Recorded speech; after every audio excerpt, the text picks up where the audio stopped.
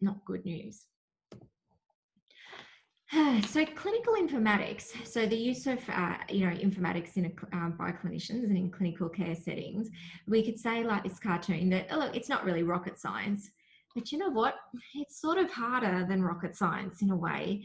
If I actually do know a rocket scientist, and there's all these formulas, it's complicated math and engineering, but there's formulas, there's rules, there's black and white.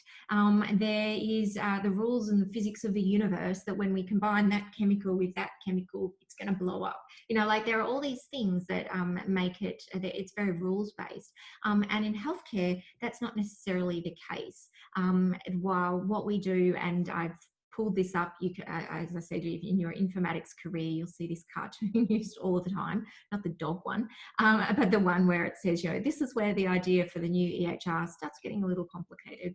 And I know you've covered this complexity of healthcare and healthcare data in other lectures as well, so I won't go into it in a lot of detail.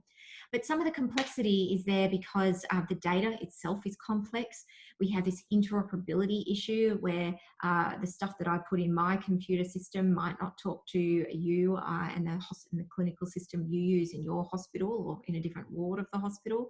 We have these complex adaptive socio-technical environment that we work within.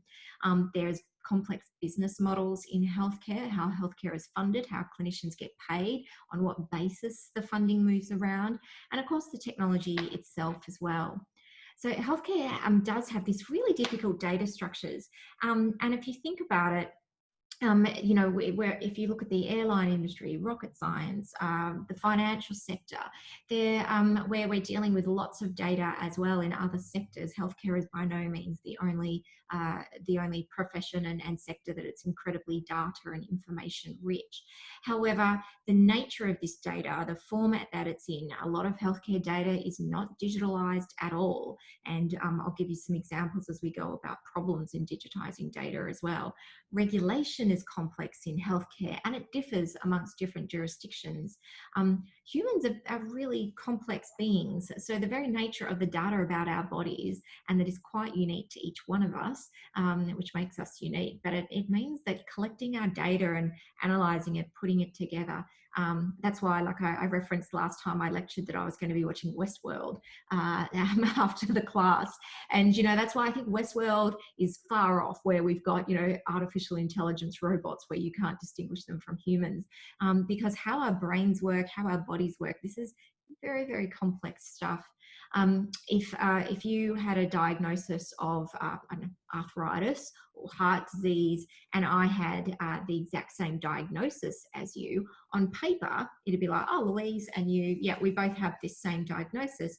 But in terms of how those symptoms present, that could be very different between us. There would be some commonalities, but it would probably, quite often these things can have different presentations. They can affect us differently because we're different genders, because we're different ages, because one of us is a smoker and one of us isn't, because one of us takes this type of drug and the other person doesn't. So it means that every single human being is individual and unique, and so is our data. So I won't be reading. I've got a lot of slides with text on. I'm going to do my best not to read them, but they're there for reference sources for you.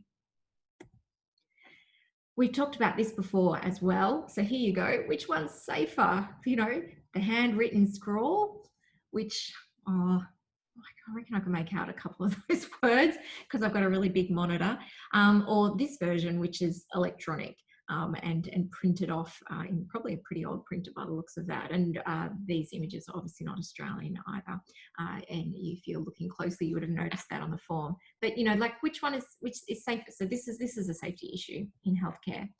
Here's a journal article saying ineligible handwriting in medical records. And I thought this was from 2007, I think. But one of the things that, 2002, sorry. But I thought one of the things that's quite amusing to me, maybe with my sixth sense of humour, is that they did this research and they found out, handwriting is really difficult to read and it's unsafe. So their recommendations, as you'd see in the summary, is that a lot of medical important information in medical records is inaccessible. So what they should do is the solution must be an accelerated switch to computer-based systems. And we're going to be talking generally about health and safety, and then go into the IT side of things. But you'll see, unfortunately, that just electronicizing our healthcare records doesn't solve all of these safety issues. And in some respects, it actually creates more problems as well. Not that we're a proponent for not doing these things. Here is something from 2013, a coroner's report from a local hospital here in Victoria. Obviously, it's been de-identified, but for whatever reasons, when this person died, the coroner had to do an investigation.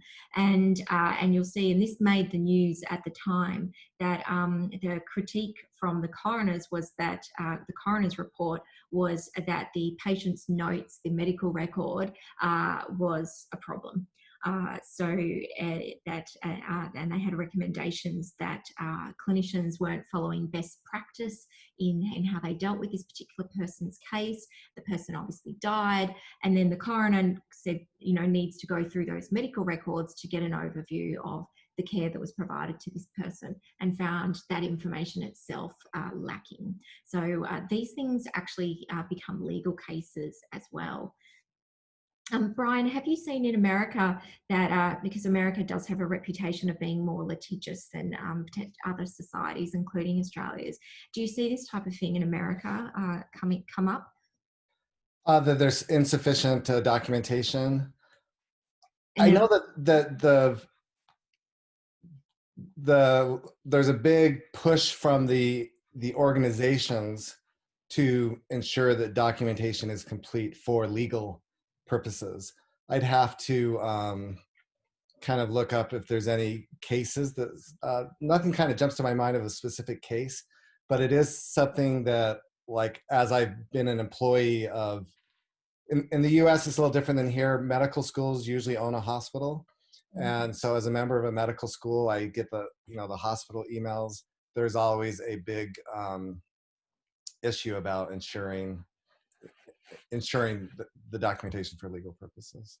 Yeah, thank you. Yeah, and thanks. I'll put you on the spot there as well. So thank you. Cool. Oh, and I realized I didn't have my chat window open, so I've got that open now. So I noticed your earlier comment too, Brian, about a physician colleague who won't sign off on any notes generated by residents or medical students if the writing is ineligible. Illegible, sorry. And I don't know about you guys, but I'm going to assume, because I can't see your faces, but I'm going to assume that I'm probably older than quite a few of you who are taking the class. And I used to have excellent handwriting. Like, I got awards in primary school. I was allowed to use a pen. I think I was the first one in my class who was allowed to use ink instead of a pencil. Like, I prided myself on having really nice handwriting. And of course, I never pick up a pen anymore. I haven't for 15 years. I really needed a pen. So my handwriting, I don't think it's having problems with that word tonight. I think it's not necessarily unreadable, but it's not anywhere near as neat as it used to be. So, this is something that we're all struggling with, where we tend to type and dictate more than we handwrite as we used to. Okay, so we've got a graph as well. Oh yes, Theo, you've got a question? Hi, yeah, so just speaking about illegible writing, I used to work in anatomical pathology, and we would have to read a lot of medical requests, and a lot of the times you can't read what the doctor's written. And so a lot of my dictations would just say something, discrepancy, and then that's it. The pathologist would have to figure it out. So yeah, it is really hard, and I don't know how we still continue to write handwritten requests when there's so many issues around it.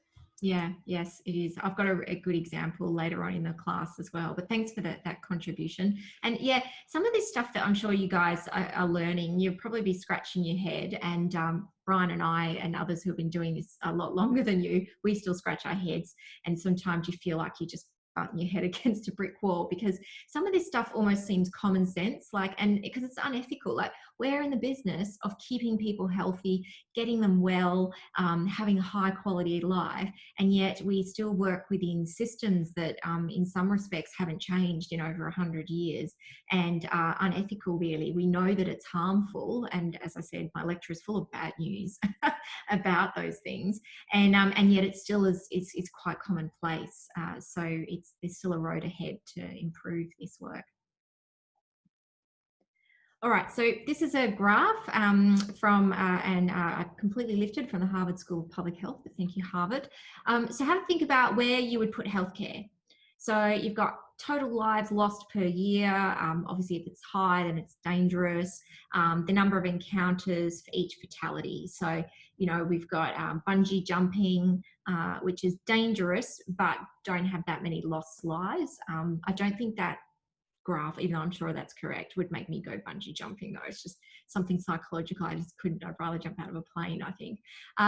You know, nuclear power is there. Like, where anyone want to participate and think, where would you put healthcare? You have a stab. Probably on the most dangerous side, I think. More dangerous side of things. Okay. Yes. Very warm. Okay, I'll show you where healthcare is. Terrible. It's up there really high. It's really bad. Okay, so I told you it's ongoing depressing news tonight. But this is why health informatics and what you're studying is so important, and the work that this profession does is so important, because to err is human, and we're going to come back to that phrase another time throughout. I've got a few examples here.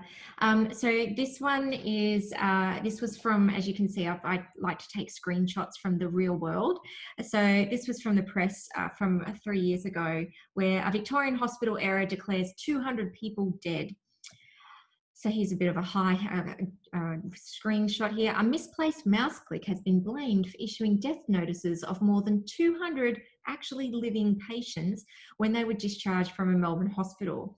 So, so someone clicked on the wrong button. 200 people who were alive and probably doing okay. They were discharged from hospital back home or to wherever they live, and a wrong button was clicked on a mouse, and instead death notices were generated for all of those 200 people from Austin Hospital. So that's a problem. And as you can imagine, this became in the press. You know, you could sort of giggle about it a little bit at some respects, but, you know, not if you get notified that, you know, your mum has died and you're like, what? I thought she just went in, thought she was doing okay. She told me she was getting discharged tomorrow. So, you know, these sort of issues happen all the time. And this was just a stuff up. Nobody actually died, but a stuff up and a serious one, even so. So this was an example of human error. So as I said, to err is human. And it was the computer file that was saved to the wrong location. Computers. I keep mentioning that e-health is hard. This is and in the notes, by the way, in the slides, I'll make sure that the notes go in there as well. So all of the references, for the most of them, they're in the notes section, because I don't like to busy the slides up with references, but they're all there for you. This is a really good article. It's not that recent, but it doesn't matter because it's really on point, written by Australian health informatics legend, Enrico Cuera, who hails from Sydney, and he gave this overview about the fact that one of the reasons, or a key reason, that e-health projects don't do as well as they should is because we're not applying basic informatics rules as well. And we really do need to start with what's the problem we're trying to solve. So these things happen all the time when it comes to patient safety. Information is really important to care. So, you know, and this is a great quote from the Institute for Healthcare Improvement and Don Berwick, and we'll revisit Don in a few slides' time as well. But, you know, I'd encourage you to think about this quote a lot. And for those of you who do intend to pursue a career or end up pursuing a career in informatics and digital health, to keep this one to mind. It still surprises me that, and back to Teo's point, point as well about, you know, why are we still doing things that actually harm people, or, you know, that aren't allowing the free flow of information more securely where it needs to be. This is an ongoing problem in healthcare. And I remember once I was giving a talk and I used this slide, and I was challenged by a couple of clinicians who didn't think, you know, their job was patient care. It wasn't information. And I was like, yeah, but how do you do your job without information? You know, like we're not talking, you know, 1900s here or 1800s when we didn't know about bacteria, and, you know, like we didn't know about keeping medical records. Like, you know, in this day and age, we shouldn't be making medical judgments in the absence of the best quality information that we can from a whole range of sources. This is